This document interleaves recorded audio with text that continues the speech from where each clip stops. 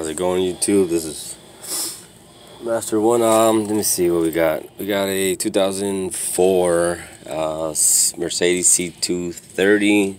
This will work on the c240. All right. The issue with this vehicle, you're having trouble shifting, or the car has trouble shifting.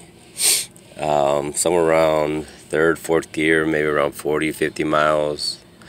Before you start buying a transmission and spending a lot of money, this is where the problem is at, or you should try this first before you actually spend some real money. So what you want to do is you need to get to the hub, which is this right here, this part. All right, this right here has this little part. Okay, this is what's holding it. You screw it on, but it has, let's see if you see that size is a 1/8. It's 1/8, just to loosen it up, and you should be able to pull all of it together. The bearing, okay, the bearing. This little lock right here, thread it on, and you have to release this one so you're able to fucking turn it. So what the issue is, on the speed sensor itself, on the back of it, it gets dirty. I'll show you something right here. So this is how it's not supposed to look. Okay, not supposed to have any grooves or anything like that. The reason that it looks like that is because of all the, you see all the dust and all that, it gets accumulated. So what all this is just metal particles stuck right here. Inside this bearing, it actually has magnet.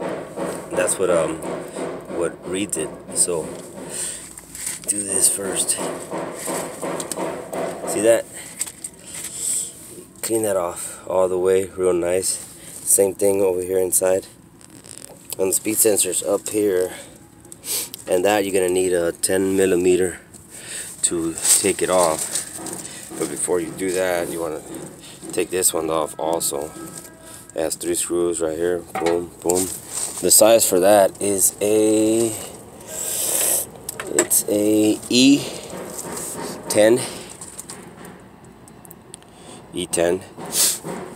Go ahead and release all 3 of those, which I've already pre-loosened and taken 2 of them off. It's just a little dust cover right here. Take this off. The reason that all that dust, metal particles get inside here is this little gasket right here gets old. So just take it off and put something else in there. I mean, I'm pretty sure you can figure it out. It's just a little foam thingy. Okay, and that's the speed sensor right here. See it? That one's dirty too. So if you remove it, you're gonna see all this dirt. So what you want to do is, behind here on the back, it's a 10mm, and this pulls straight back, and you put it out, clean it nice, clean the whole entire area off, and even this part right here, clean all this off. See? All that off, and then just go ahead and reassemble it. Brake caliper is this right here. Okay, it takes 18mm. I'm using a breaker bar to loosen them up. It's in the back, one on the top. That way you don't have to take all this shit apart. You know, you can take it all as one unit. And then the disc itself has 1 screw. Okay, it has 1 screw right here. That screw size is a T30 torque, which I use this tool. But I mean, if you can have somebody inside, slam on the brakes while you can loosen them up, you know, that way you can take the disc out.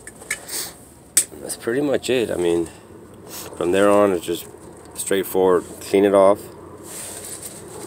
put the dust cover back on, after you clean it, dust everything off, clean it real nice with some carburetor or whatever.